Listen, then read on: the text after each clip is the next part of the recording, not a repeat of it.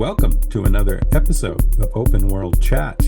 I am your host, John Odom, and my co-host, as always, is Mark Card. How you Hey, doing? I'm doing well. How about you guys? Doing okay. This will be fun. This is a good geek out conversation, right? And Mark, it was your idea, so why don't you lead us in? Okay, well, I kind of have I'm more or less a product of a classical education. And by classical education, I mean deeply rooted in Greek and Roman classics, Greek and Roman myth and literature. So this is kind of my background. Because it's my background, I see retellings of things from ancient Greek plays and ancient Greek myth and Roman literature all over contemporary movies and books and lots of different things. And so what I thought we would go look for is science fiction, which is really, if not direct retellings of Greek and Roman literature, but rooted in those things. Hmm. Because in Western society, Greek and Roman culture is everywhere and affects almost everything we do, whether we know it or not. And so I just thought that might be kind of fascinating to look at. Yeah. And my background is, I have the education barely above the shoes I'm wearing. So I'm just one of your geeky guys who loves mythology, thinks he knows everything about it, and is ready to talk, by God, and mansplain it to the world. So I'm pretty excited. And I'll have to say, the science fiction that I see so much of these stories woven into is the comic book sci-fi. So I'll definitely be talking a little more about that. I'm not going to get too deep into that, because we can keep it pretty surface, I think. But I'm excited to talk about it. I'm excited to hear what you've come up with. Yeah, it's interesting. What really made me think about this is the novel and movie Cold Mountain, Yeah. tale of a Civil War deserter who decides he's tired of all the blood and guts and suffering and decides he's just going to desert and go home. And then he runs into all kind of weird characters. And about halfway through the book, I realized it was a retelling of the Odyssey. I'm vaguely familiar with I've never read the book or seen the movie that was made from it, but I am familiar somewhat with the story. And it does make you wonder if that was explicit, because you're right. It very much seems to be that from the little I know. Well, and that's the thing about these things is many successful books and movies and TV shows are simple retellings or retelling of some element of Greek or Roman literature in a different context. Mhm. And Shakespeare works this way too. The themes and characters and difficulties found in all this literature seems to be fairly universal. So it's easy to kind of adapt other, we're talking about 3 or 4 thousand years later for some of these things, context. So you can do that. Like, and the other example of this is not science fiction, but again, it was really apparent once you think about it, was the comedy "Oh Brother, Where Art Thou?" And to be fair here, we're not getting into sci-fi yet, neither Cold Mountain nor That, Oh Brother Where Art Thou are that's sci-fi. We're that's not trying to correct. suggest that. This is not the other episode about the sci-fi that doesn't No, know it's sci-fi, right? no, but I've got a connection to that later on. We'll talk about. Oh, cool. Um, but these kinds of examples are what led me to think about. Okay, so it's apparent in some of this other stuff. Where is it found in science fiction? So that's kind of what I wanted to look at, and that's kind of the genesis behind this episode. So, do you want to go first? Do you want me to go first? Oh, well, my list is not truly a list. It's more of a musing of stuff, of just Okay. how many of the elements of these stories appear in other genres, or in Well, sci-fi, but as you said, other genres too. well, Uh, since it's a requisite for us to at least refer to Star Trek once in every episode. One of the most obvious ones of this is the entire Star Trek series, Voyager. Voyager is a spoiler alert for those who haven't seen this 30-year-old Star Trek series. It's the tale of a crew of a starship captained by Captain Janeway. Through a series of unfortunate events, they are thrown 70,000 light years away from the quadrant they're supposed to be exploring. And the entire series, I don't know how many years it was, but several years, is them getting back home. And so this is kind of a really good example of that. And they go through not exactly the same kind of problems that Odysseus does. You know, they don't end up with sirens and they don't have to deal with a Cyclops, Polyphemus, but the tone is the same and the themes are the same. How desperate are you to get home? What are you willing to compromise to get home? How many Borg are you willing to kill to get there? So this is just a great example of where you see science fiction using Greek mythology and Greek literature as a springboard to retell things. And in regard to how well this fits, Captain Janeway is obsessed with home the way Odysseus is with Ithaca. And there's no Penelope for her to get home to. In fact, her relationship ends because of this. But the analogy is pretty obvious here. So that's one example. And that's a good example. And I think you find I'm really interested in a lot of cases in the characters and where we see the characters get repeated, or at least the ideas behind the characters, if they're Right. not literally the same person. And I guess generally in a lot of these stories, well, at least the comic stories, they're really not the same people, but they have the same origin. They have the same, and you step back from the Odyssey into the Iliad. I mean, both of these books are just so rich with comparisons you can make and retellings. I think about Achilles as a Oh yeah. character who pops up a lot, and Achilles pops up a lot. I'm gonna make the point of DC Comics here. DC Comics, the early stuff, they love the Achilles metaphor here, where you have Superman, who is absolutely invulnerable, except for his one little weakness. That's a fatal weakness, right? They also Right. give John Jones, the Martian Manhunter, again basically unstoppable, invulnerable. There's, absolutely unbeatable, except for that one weakness of fire. Yeah, That's everybody, yeah, a lot of superheroes have their Achilles heel. A You lot of see that them, more in DC than Marvel. that's Uh, true.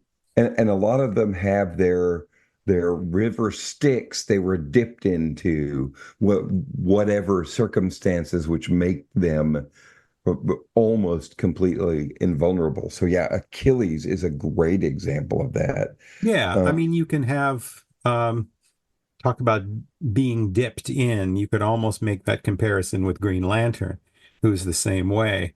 Although Green Lantern is more of the gift of the gods person, and we'll talk a little more about that, but still that one fatal vulnerability to yellow. Now, these are pretty limiting stories, and I think if we saw more from Achilles, it would have been fairly limiting. So you see, as these characters develop and the stories grow over the decades, a lot of times those vulnerabilities are sort of drift off, but still, it's the same idea. It's the same. well, and there's something else going on here too. A lot of superheroes don't just necessarily have a flaw in their invulnerability.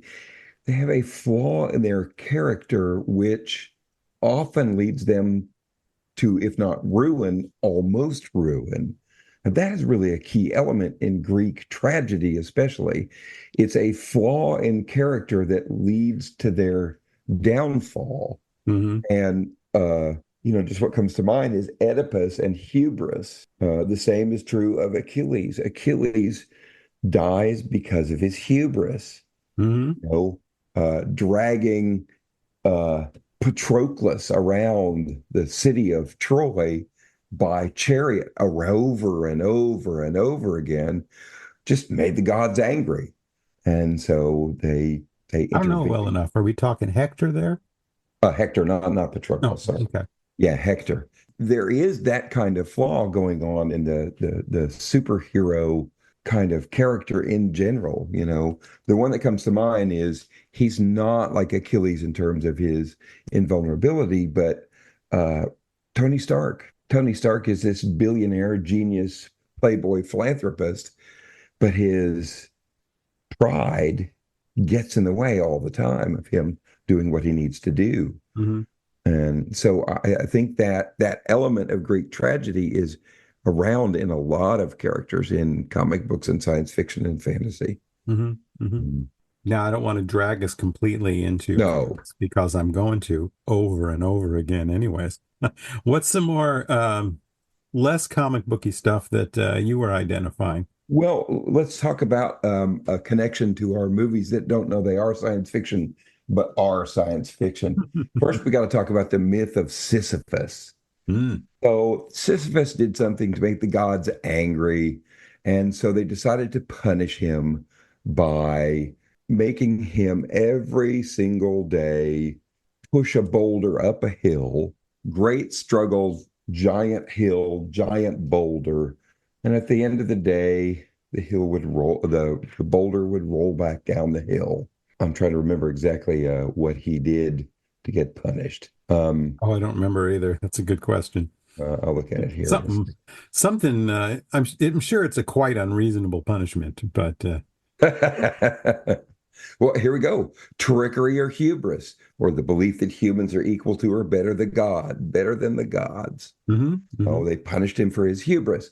So he had to repeat the same monotonous task day in, day out, day in, day out as punishment for the gods. Well, the movie that comes to mind, which we've already established as a science fiction movie, is Groundhog Day. So True, it's true. Bill Murray is literally living out Sisyphus's punishment Hmm. over and over and over again. And it's interesting because now that I think about it, Sisyphus was punished for killing visitors, guests, to show off his power. And in ancient Greek society, hospitality is a vital obligation for people who take in strangers. And you just don't go around killing guests. And so the gods punished him with this monotonous over and over and over again repetition of a very difficult task. So, and it's interesting, part of it's kind of a twist on the punishment for Sisyphus, but you know, the reporter is kind of more or less punished for making fun of Punxsutawney Phil and the people who live in that town. And, you know, he treats them with scorn and treats them with derision. And he ends up having to stay in that town for we don't know how many iterations. So this again is kind of a backhanded way into the myth of Sisyphus. And to be fair, a lot of time loop in science fiction out there is just a repetition of Sisyphus. The difference is Sisyphus doesn't get out of it. Hmm. Yeah, He's yeah. never, he's We never love that forgiven. story. We Yeah. love that story. We tell it over and over again. And I hadn't thought of it until you said that, but you're absolutely right. I mean, anything from, what was it, Happy Death Day a few years ago? Yep. And it pops up in sci-fi like crazy. We saw it in The Next Generation. We saw it in Stargate. We love that story. It's a great That's story. right. And it's thousands of years old. So, you know, this kind of goes back to to an old saying in the Hollywood trade of script writing that there are what five or seven basic stories and everything else is just a variation of all those stories. Hmm. And I think in Western society, that's largely because of Greek and Roman literature, Greek and Roman mythology. We do these things over and over and over again because the stories are so good. Yeah, and it is important to mention we're talking Western culture here, Western society, because there are big differences. It can be enlightening to think that some of these things may be archetypal almost, but then you look at some other cultures, and if they were archetypal, we'd be seeing them pop up in there. A lot of Native American mythology is really, really different. Yeah, Um, Asian mythology too. Um, I, it's interesting though. I want to bring this up because you can find an overlap here. Now, this isn't a science fiction story, and I've been looking for something to find this, and I'm sure we'll either come up with it or somebody else will come up with it. But you know, there's the old play called Seven Against Thebes, uh, where that you see an iteration in a very famous Japanese movie, A Seven Samurai. That is a an actual purposeful retelling of Seven Against Thebes. sure, And sure. so I'm sure there's a science fiction analogy there. I just couldn't come up with it. Yeah, but it is, I mean, it's a bit of a digression, sure, but I think if you filter out some of those, some of these ideas and look for the similarities in the different cultures, then you can start building out where these archetypal ones are truly there. You Yeah. know, you Yeah. have Luit the Firekeeper, who's the story of Pandora's box, basically. Yes. And so there's one. And you certainly have the stories of malevolent things in the woods, Oh, or in the definitely. mountains, like the Wendigo or something like that. You see that sort of primal thing pop up in other cultures. But when we break them down into stories, I think that's when our cultural, I don't want to say biases, just cultural elements start to really manifest themselves. And you know, one of the most important things to understand here is that is what the basis is for all mythology, whether it's Western or any other context, is a fundamental interpretation of what it's like to live in nature and the world. Hmm. And without a kind of scientific well, I wouldn't say mythology is irrational, but rational in the terms of empirical Hmm. knowledge. And so you're right. And what's really important to understand about Greek and Roman mythology, well, Roman mythology is based largely on Greek mythology because the Sure. two cultures grew up more or less side by side. But the other thing to understand is much of Greek mythology is repeated in Babylonian, Sumerian, societies which existed, Persian, which existed long before Greece did. Hmm. Uh, so there is a kind of common element going back in time Sure. uh, for many mythologies. Well, But and a yeah, lot of that is the history of conflict and migration too, which, very much. again, I am not somebody who knows Native American mythology, but I guess I stuck it in my head by mentioning it, where you don't see in their creation myths so much conflict. And you Yeah, see wars, conflict, those are at the core of all the creation myths, not just in what we consider the West, but this whole part of the world. right, I think right, those right. stories have been passed on and readopted and regurgitated in all kinds of ways. I've got another one which I Oh think is a yeah. pretty strong analogy to Greek mythology, and it's going back quite a ways. It's going back to 1998, the Robin Williams movie "What Dreams May Come." I mean, I've heard of it, but I don't know So anything about that it. movie is an interesting movie. Robin Williams and his kids at the beginning of I don't think we have to call spoiler alert with a movie that's from 1998.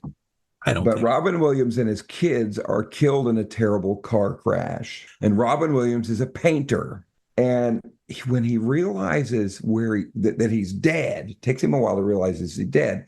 When he realizes that he's dead, he comes to recognize the scenery around him, and it's heaven. But heaven are all the paintings that he's done. So his idea of heaven is where he ends up.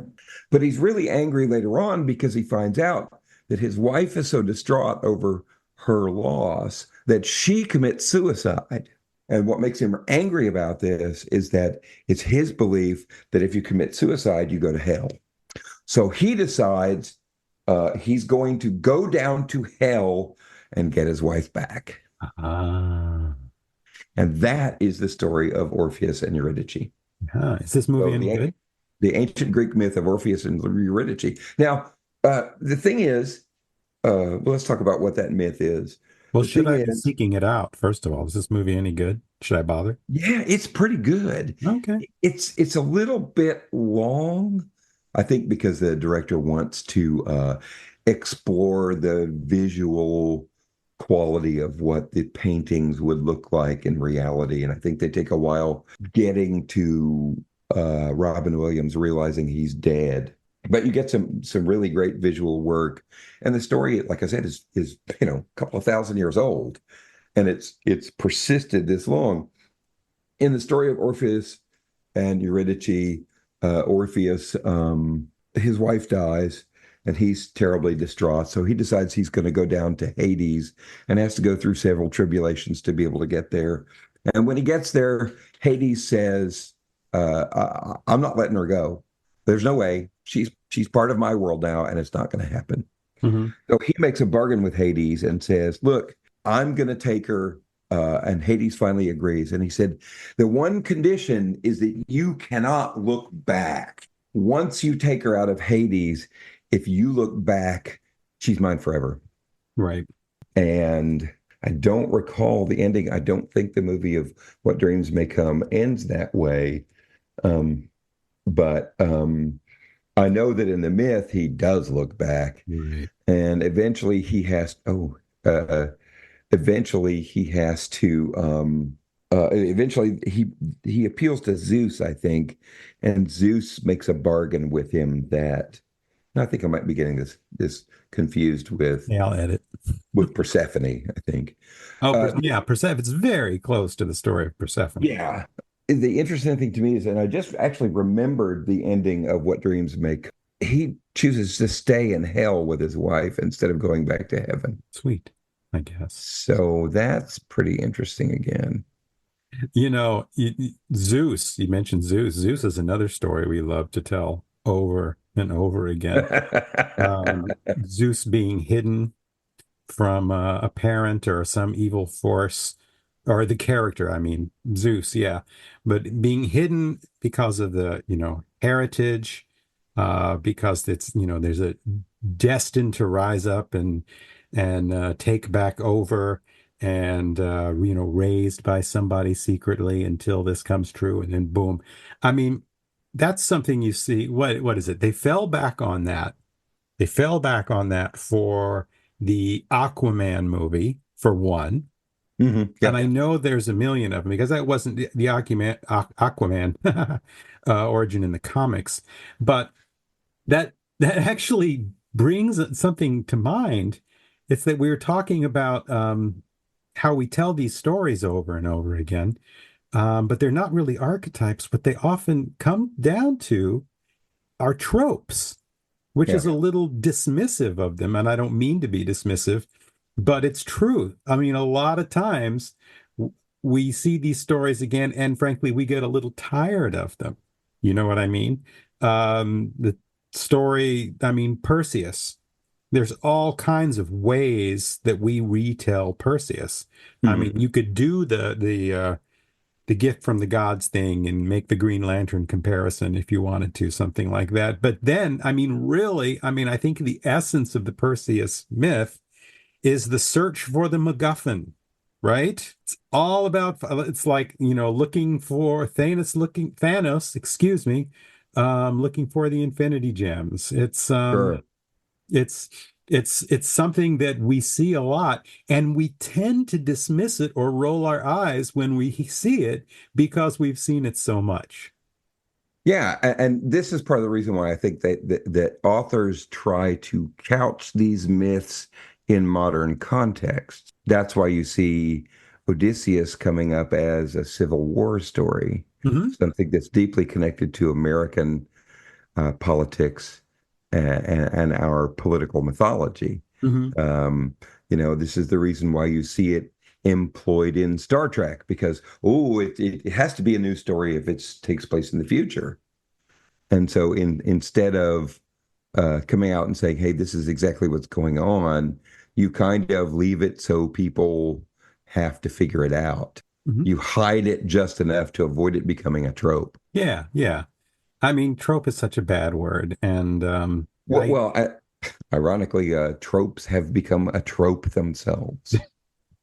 metatropes. Are we talking about? Yes, metatropes. So, what else did you have in mind?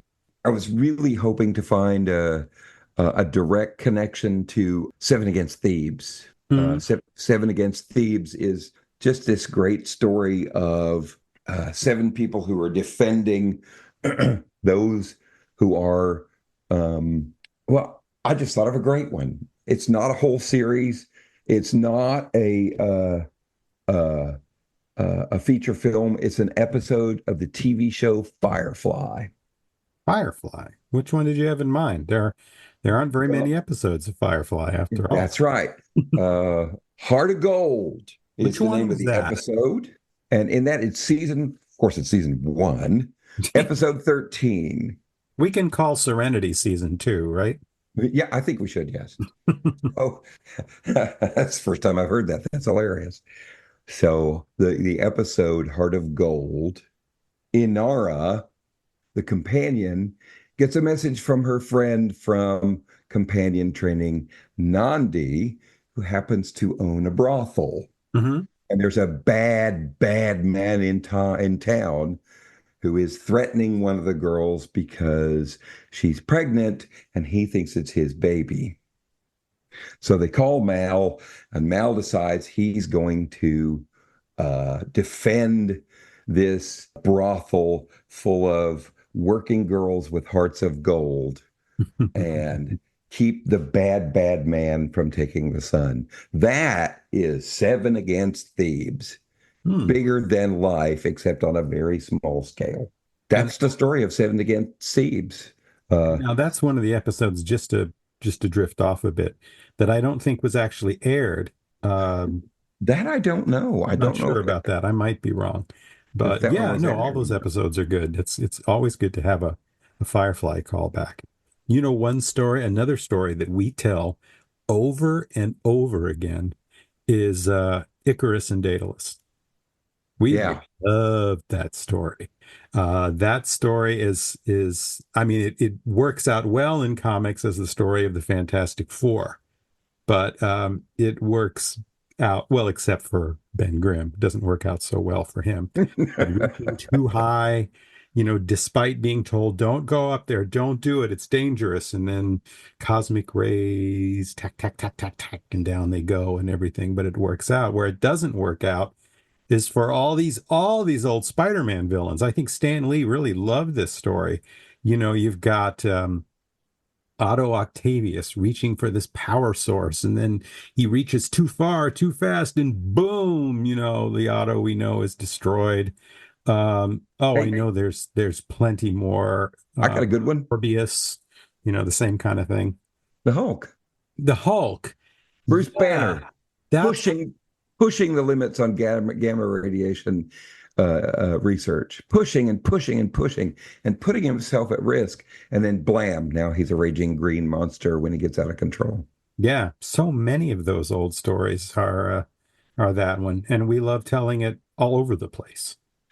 You Yeah, I have to use this opportunity to mention one of my favorite paintings. know, So everybody's familiar with a painting called with the painter Hieronymus Bosch and the painting The Garden of Earthly Delights, right?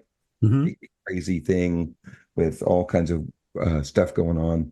My favorite painting from Hieronymus Bosch is a painting called The Fall of Icarus, which is this giant painting, very detailed, very beautiful landscape. And you can spend a long time looking at this painting and not really understanding it until you look down into a tiny little corner where there's a lake in the painting and there's a little bitty splash. So that is the splash of Icarus entering the sea after his melted wax wings Yes. failed him. Yeah, yeah. So you see this giant painting, and you have no idea why it's called The Fall of Icarus unless you really, really study the painting carefully. Really, that's cool. That's cool. Yeah, we love that story. And you know, it's not just stories that we repeat. You were talking about studying plays I mean, how often do we drop in the trope of the Deus ex machina? Oh, sure. Yeah. That's, yeah, right out of Greek tragedy. We go Oh, crazy with that. oh, we've written ourselves into a corner. Oh, where are the gods? Yeah, right. Oh, they're right here. The Stand, anybody? Oh, yeah. It's almost literal. It is literal. That was God from above by God. Well, and you could argue the Matrix. Oh, how so? Wrap that up Well, for me here, or you know, flesh that I out. really don't remember too much about the Matrix. It was a long time ago, but isn't there a God character? No, and I guess not. I guess the character which explains the Matrix to him and kind of seems to have control over it. That wouldn't apply here because they don't get him out of a they don't solve the tragedy. Yeah, there Um, isn't really a God character there. yeah, Uh, it's to me it's more the algorithm which stands in for a god. hmm Yeah, So yeah, fail.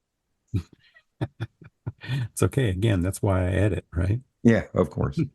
Um, but I just think what I want to encourage listeners to do is go out there and re-examine the stuff that they know and love and look for these connections because they are out there. Yeah, they're everywhere. They're everywhere. These are They classic are stories. everywhere. And you know, uh, they're going to find that thing which they thought was completely original and really works well and sounds like it's brand new ain't. Hmm. Right. That some guy who could, you know, that didn't have air conditioning and didn't didn't have paper and pen Hmm. was able to come up with these things that have lasted forever and ever and ever. I mean, for God's sake, if you look at if you want to be humbled, uh, just kind of look at the influence of these stories on modern day literature. You're not going to ever achieve anything like Homer did, that's for sure. Yeah. Yeah. Next time you watch a movie or read a book with a maze in it, just ask yourself, are you seeing Theseus again, like in The Maze Runner? Or is Yeah. it something different, like The Shining, which is not Theseus, but has a maze? But anyways, it's always a good question to ask yourself. Am I seeing this story or it goes way, way back? Yeah. It's amazing what we could do when you're bored, when Yeah, you you don't can have have a podcast. when, when you don't have anything else to do, you start making up stories. And that's really the history of civilization, I think. Mhm. All right. Well, you think we've gone through this one? How long have we been talking? Not that long. Yeah, I don't know. It's been half an hour at least, I think. Yeah, it's been 35, 40 minutes. I've got some editing to do, but Yeah, we sorry. did whip through it pretty quick, actually, all told. I would have thought we would have been on this one and have to shut ourselves up after 45, 50 minutes. Well, if I'd had more examples, yeah. That's the problem here is that you've got to have lots of examples of this. And the thing is, considering that it's everywhere, sometimes they're pretty hard to find. It's true, hiding in plain sight. Yeah, they really are. And uh, but like I said, that the first time I really thought about this terribly was, even Shakespeare is redoing this himself. He Shakespeare looks to Greek and Roman mythology as a source, Sure. and so, but it's everywhere, and uh, but authors are doing a bit better and better job of hiding it. Well, I guess that wraps it up for us then. Thank you for listening. We will see you in 2 weeks when we're talking about something else, depending Yep. on what I get edited first, right? All right, thanks everybody. We'll see you next time.